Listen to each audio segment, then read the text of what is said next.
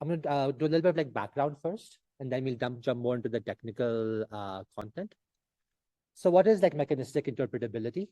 Mechanistic interpretability is generally like studying the behavior of models by reverse engineering neural circuits, trying to do like some fine-grained analysis.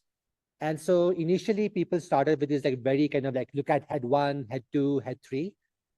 And then like about 2 or 3 years ago, people shifted to like another paradigm called like representation engineering, where the idea is that you look more at the geometry of the activations. And instead of like focusing too much on like circuits and heads, you actually focus just more on the activation geometry. And the good thing about like working in this kind of space is that a lot more of the techniques or the algorithms are transferable between models and even between like modalities. So to give like one example here of like what representation engineering entails is that you can have like a concept like refusal or like sentiment, and it's just like linked with like some subspace or some direction in the representation space, and you can literally increase the refusal or decrease the refusal just by these like vector operations. And this is what something that's like termed in mechanistic interpretability as the linear representation hypothesis, that you have concepts represented as linear directions, that there exists a vector v for every concept that projecting on it detects the concept. You can add it, you can subtract it, and this implies that concepts can be read linearly, concepts can be controlled, concepts can be composed. So I should say this bit in red is very important. This is an approximation. So if you're skeptical of this, you should be skeptical. It doesn't hold perfectly. There are a lot of like caveats. And in fact, the paper I'm talking about is actually, I'm going to talk about for the majority of this talk, actually challenges the linear representation hypothesis. I think because this is a little bit of a broader talk, I'm just going to touch on like one or two other applications of mechinterp before I dive into the paper. So one example of mechinterp is that you can use the activation geometry for hallucination detection and calibration. So one like common problem is that as you build like agentic systems, it's harder to know what to trust. LLMs hallucinate, they over-report their confidence. And a lot of times what research has found is that if you probe the internal activations, you can actually get like a more clear signal of what the truth really is than looking at the outputs. And I think this is particularly important in scientific settings and high stakes settings like fraud or security.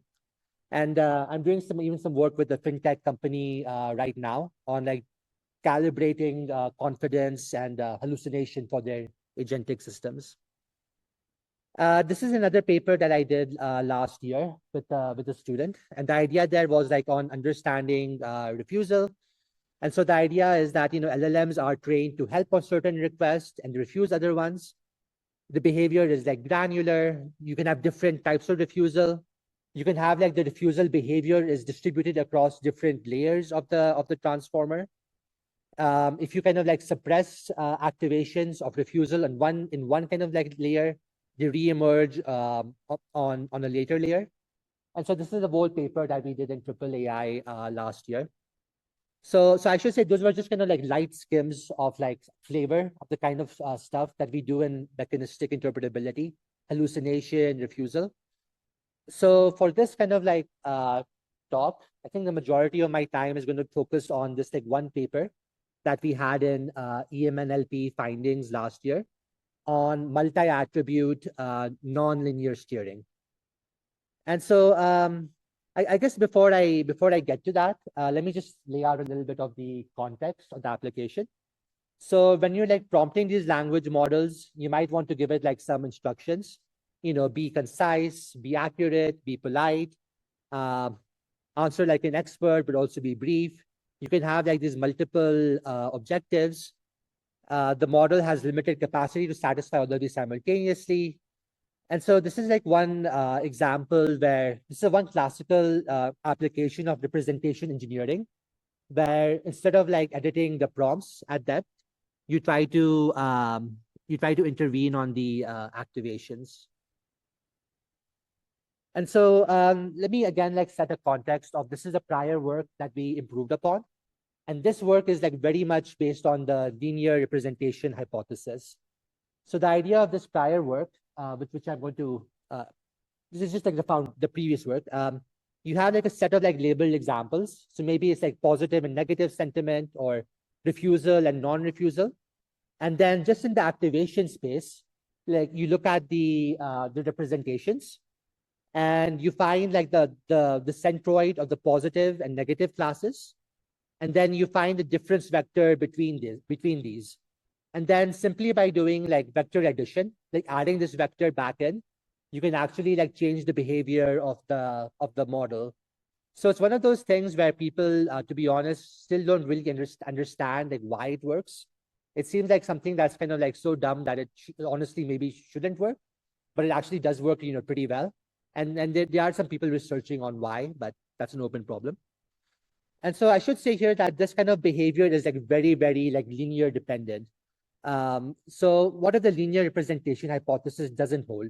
Can you still do some form of like activation moderation? And so I think the questions we looked at in this paper were, what if you had kind of like some non-linear boundary where you had like some non-linear separation between classes of points? What if instead of two behaviors, you had like multiple behaviors? And then in this, what if you want to do like a different magnitude of vector displacement at different points? And so the idea of this paper is actually like fairly like simple. To be honest, like 90% of the paper is kind of like ablations and experiments. The actual core algorithm is very simple. So the idea is that you take some MLP, multi-layer perceptron that you train on the points in the activation space. And then the gradients of the MLP classifier, it suggests you kind of like directions to move the points. So you can use this, you can use like the gradient to say that, hey, if you move towards this in this direction, your probability of class A or B increases. You can also use the gradients for the opposite kind of thing, that if you move in this direction, you move away from certain like classes. And the cool thing about this is that because you have like a multi-class like classifier, you can actually like move towards and away from like multiple classes at once. And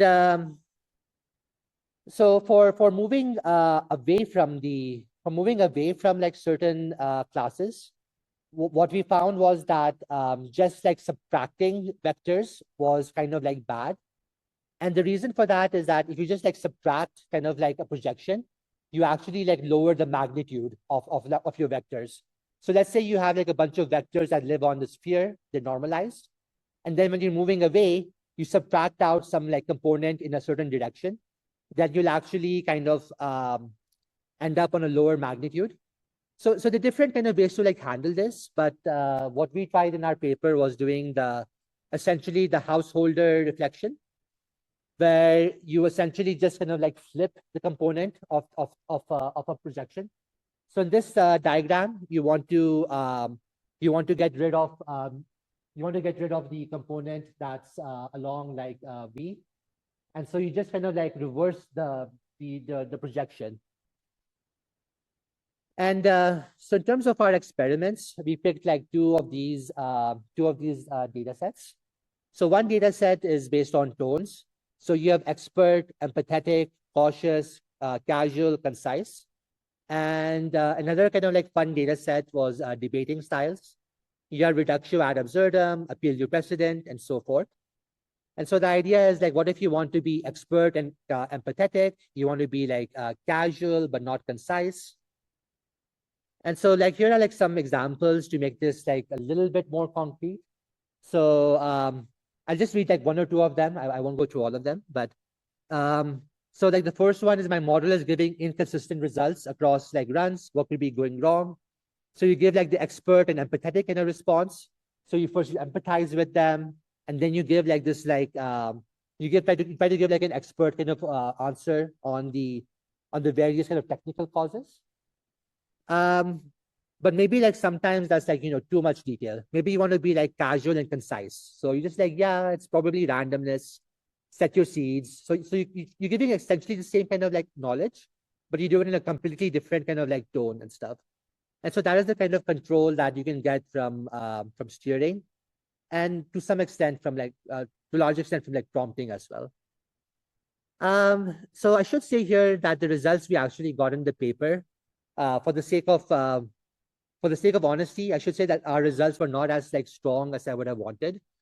They were, so for steering towards behaviors, the results were pretty good on like Llama and Olmo, that we got kind of like more power from case steering than just simply adding the vectors and averaging them.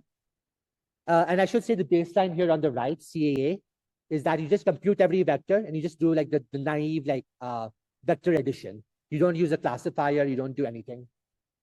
That's the baseline. And the other one was like steering away from behaviors. For steering away from behaviors with the householder subtraction reflection, our results were like, much more mixed. Like sometimes it won, but sometimes like subtracting it, sometimes just doing the naive thing would have been a little bit like better.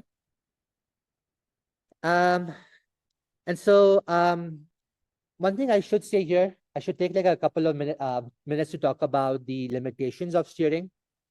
So first of all, like steering is not like fine tuning. In steering, the model, you're not like giving it new data, you're not training it. So you kind of like require that your model already has like some sense of the behaviors. If you're like teaching a new facts, this won't work. The other limitation is that for steering, you need like these labeled data sets. And if these data sets are noisy or like poor quality, then the whole method doesn't work as well. And then also like oversteering has like risks. So you're adding like a vector in the activation space. So if your vectors are kind of like too large, or you go out of distribution, that your model will just degenerate into gibberish essentially. So these are all of the caveats that should be considered. I won't linger too much on the mixed results, but I think like some of the things we could have done is, for example, we just took like one kind of like step with the gradient direction. Maybe if you kind of like do like these local small steps and you recompute the gradient, maybe that would have like performed better.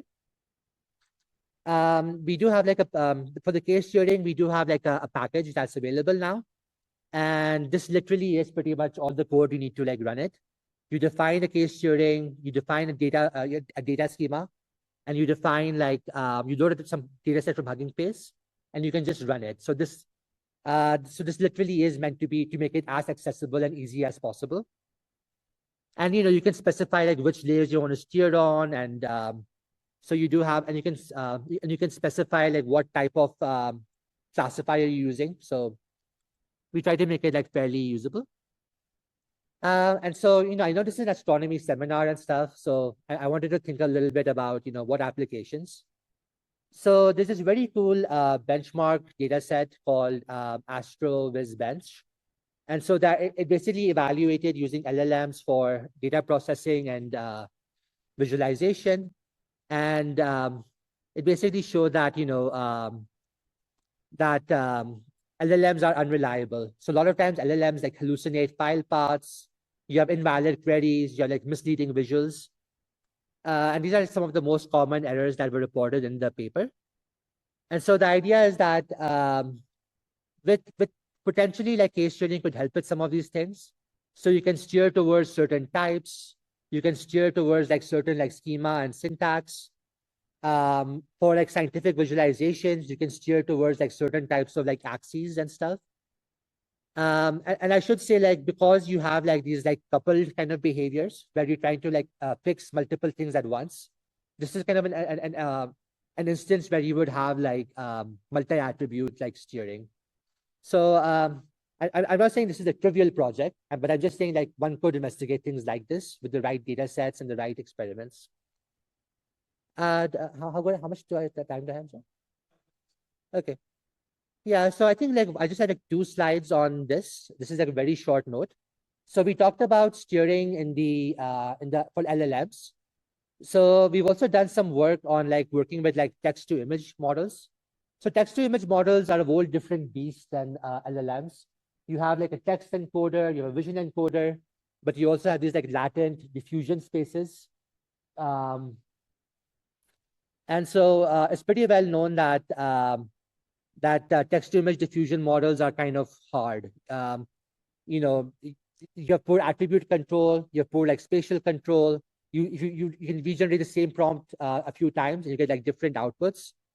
And in general, from what I've read, is that people don't really use text-to-image models in scientific settings very often because they just produce like all of these like really bad visuals. And so one thing which we have shown, and we weren't the first to show this. There's been like a few papers showing that you can actually do like steering in the diffusion models. So you can steer images towards like sadness. You can steer like the race.